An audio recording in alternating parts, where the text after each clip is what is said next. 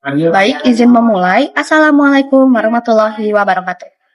Nama saya Flora Gracia dari Program Studi Manajemen Agribisnis Sekolah Vokasi Institut Pertanian Bogor dengan NIM J141024108. Video kali ini saya buat untuk mengganti kuliah pertemuan ke-1 yang tidak saya hadiri dari mata kuliah Tata Niaga dan Pemasaran Ekspor Produk Agribisnis, materi Ruang Lingkup Tata Niaga dan Pemasaran Ekspor Agribisnis oleh Dr. Doni Sahat Tuamanalu, SEMS. Baik, langsung ke pembahasan. Apakah arti pemasaran? Dari slide ini saya paham kalau misalnya pemasaran itu merupakan suatu hal yang dilakukan oleh dua peran, yaitu peran produsen dan peran konsumen. Tujuannya untuk memenuhi keinginan serta kebutuhan masing-masing peran. Misalnya kalau produsen itu keinginan dan kebutuhannya adalah untuk memperoleh keuntungan atau hasil dari produk barang dan jasa yang mereka jual. Sedangkan konsumen keinginan dan kebutuhannya itu untuk memperoleh produk barang dan jasa agar dapat mereka pakai di kehidupan mereka. Pemasaran merupakan kegiatan yang terintegrasi secara dinamis karena merupakan hasil dari berbagai macam kegiatan. Pemasaran ini dari hasil produksi ke konsumen akan melewati usaha proses aliran.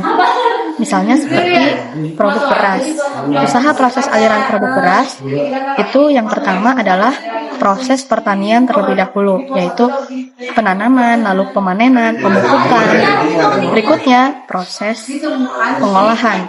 Misalnya seperti memisahkan beras dari sekamnya, seperti itu. Berikutnya ada proses distribusi.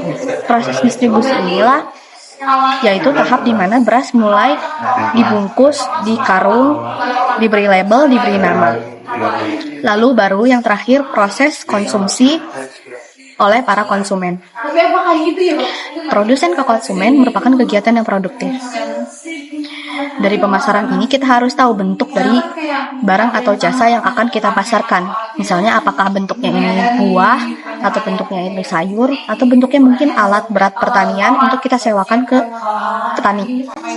Lalu berikutnya ada tempat. Kita harus tahu tempat yang tepat untuk kita lakukan pemasaran. Misalnya apakah hanya di lingkungan sekitar kita tinggal, atau misalnya di pasar tradisional, di pasar modern seperti supermarket, atau misalnya mungkin online store seperti itu. Berikutnya ada waktu, yaitu waktu yang tepat untuk kita lakukan pemasaran. Misalnya apakah kita hanya melakukan pemasaran produk tersebut pada saat hanya lagi musimnya, atau mungkin produk yang kita jual ini tersedia setiap saat. Seperti itu. Dan yang terakhir, kepemilikan. Siapakah yang bertanggung jawab atas pemasaran ini agar produk tersebut dapat sampai ke tangan konsumen? Berikutnya, pemasaran ini merupakan kegiatan yang produktif seperti yang tadi saya katakan karena menciptakan 4 kegunaan atau utility. Yang pertama, kegunaan bentuk. Komoditi berubah bentuk menjadi produk. Misalnya sapi menjadi daging, stroberi menjadi selai stroberi, pisang menjadi selai pisang, singkong menjadi keripik singkong. Yang kedua, kegunaan tempat. Dengan berpindah tempat, produk menjadi berguna. Misalnya distribusi sayur dan buah-buahan dari desa ke kota. Karena kita tahu sendiri kalau kota ini sudah mulai menipis lahannya untuk dijadikan tempat pertanian. Jadinya, orang-orang kota ini akan mendapatkan sayur dan buah-buahan hasil dari distribusi desa ke kota. Berikutnya, kegunaan waktu. Produk tersedia pada waktu yang dibutuhkan. Misalnya seperti Idul Adha. Idul Adha ini orang-orang akan membutuhkan daging sapi, daging domba, daging kambing. Dan itulah waktu yang tepat untuk menyediakan produk-produk daging tersebut. Dan yang keempat, kegunaan kepemilikan. Produk berguna ketika berpindah kepemilikan. Misalnya saya membeli telur di pasar. Dari kepemilikan telur tersebut adalah milik penjual telur.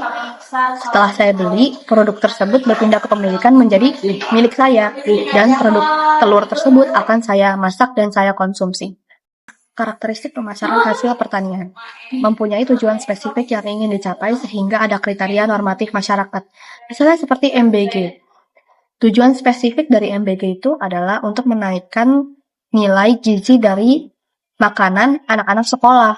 Dan ini akan menimbulkan kriteria normatif masyarakat seperti bertambahnya atau meningkatnya ekonomi petani seperti itu. Yang kedua, terdapat beberapa komponen yang melaksanakan fungsi-fungsi sebagai berikut. Yang pertama, transportasi, misalnya seperti distribusi sayur dan buah-buahan dari desa ke kota. Processing, misalnya seperti buah-buah yang diproses lagi agar dapat memperoleh nilai tambah. Misalnya dari pisang dibuat menjadi bernilai tambah, yaitu menjadi produk sale pisang, seperti itu. Grading. Di grading ini misalnya seperti buah mangga. Buah mangga yang besar, bentuknya utuh dan wangi serta warnanya yang bagus itu akan dimasukkan ke grade A. Sedangkan untuk mangga yang bentuknya biasa-biasa saja, lalu tidak begitu mencilak, wanginya juga tidak begitu mencolok, akan masuk ke grade B. Sedangkan kalau grade mangga untuk yang sudah lecet, mangga yang bentuknya tidak jelas, itu akan masuk ke grade C, seperti itu. Berikutnya standarisasi, yaitu apakah produk kita ini layak atau sesuai dengan standar yang ada. Misalnya, apakah sudah halal, apakah sudah BPOM, atau apakah sudah memiliki legalitas yang lain, seperti itu. Dan informasi pasar. Kita harus tahu apa yang paling dibutuhkan dari suatu pasar. Misalnya pasar Bogor itu paling membutuhkan talas, karena kita tahu kalau misalnya oleh-oleh yang paling ikonik dari kota Bogor adalah talas Bogor, seperti itu. Berikutnya ada dimensi ruang dan waktu. Maksudnya dimensi ruang yaitu adalah berkaitan dengan pemindahan produk dari daerah produksi ke daerah konsumsi. Misalnya beras dari Karawang itu dikirim ke Jakarta untuk dijual ke pasar atau supermarket yang ada di Jakarta. Berikutnya ada dimensi waktu. Dimensi waktu itu adalah berkaitan dengan penyediaan produk pada saat dibutuhkan oleh konsumen. Misalnya cabai, itu produk cabai disimpan di gudang yang sejuk agar pada saat bukan musimnya cabai ini tetap tersedia dan dapat didistribusikan ke konsumen. Seperti itu. Yang terakhir membutuhkan pengaturan untuk pelaksanaan fungsi pemasaran. Yaitu kita harus mengatur dengan sebaik-baiknya, harus mengurutkan jadwal yang benar agar distribusi ini tidak acak-acakan dan tepat tujuan ke tangan konsumen. Permasalahan pemasaran hasil pertanian yang pertama, mudah rusak atau perishable. Kita tahu kalau misalnya produk buah-buahan dan sayur-sayuran ini itu mudah benyek, mudah busuk.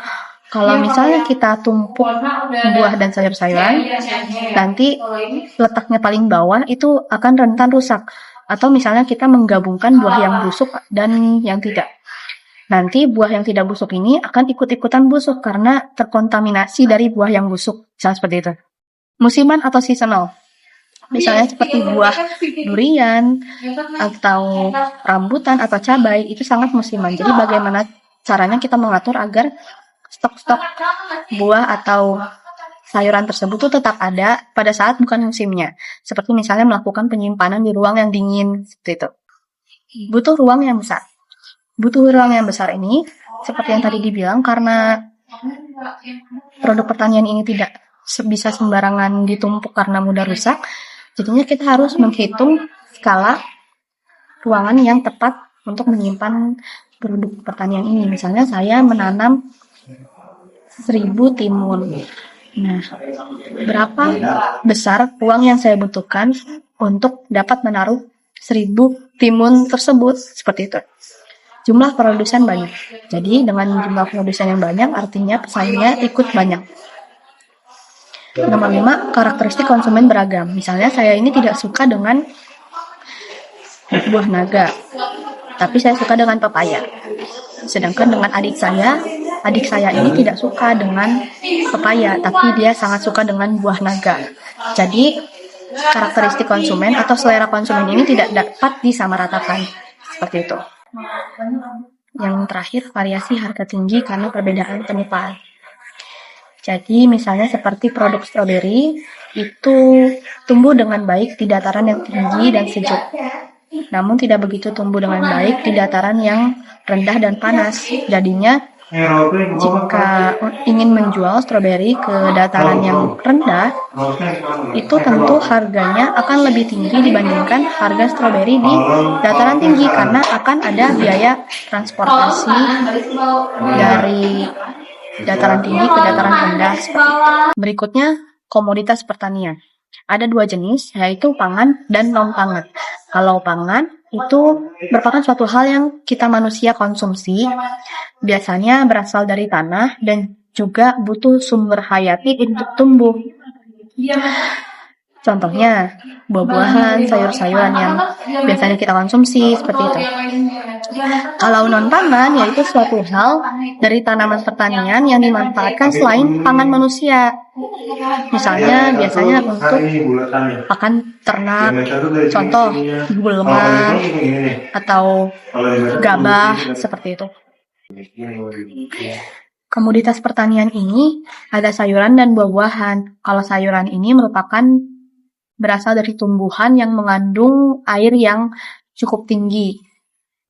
Lalu sayuran itu secara teknis merupakan akar, batang, dan daun yang dapat dimakan serta mengandung protein, mineral, dan vitamin yang tinggi. Contohnya bayam, kangkung, kol, pakcoy, kentang, dan lain-lain. Kalau buah-buahan adalah bagian pada tumbuhan berbunga yang merupakan perkembangan lanjutan dari bakal buah yang biasanya membungkus dan melindungi biji. Contohnya mangga, durian, rambutan, semangka, melon, dan lain-lain.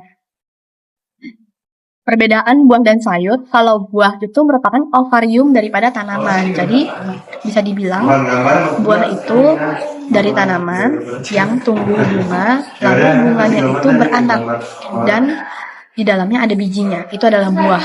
Sedangkan kalau sayur itu merupakan suatu hal bagian yang dapat dimakan dari tanaman. Lalu kalau buah itu biasanya mengandung banyak gula atau fruktosa, tapi kalau sayuran itu biasanya sedikit mengandung fruktosa atau gula. Selain buah-buahan dan sayur-sayuran, ada umbi-umbian. Untuk umbi-umbian ini sendiri, basically adalah suatu tanaman yang akarnya membengkak. Jadi,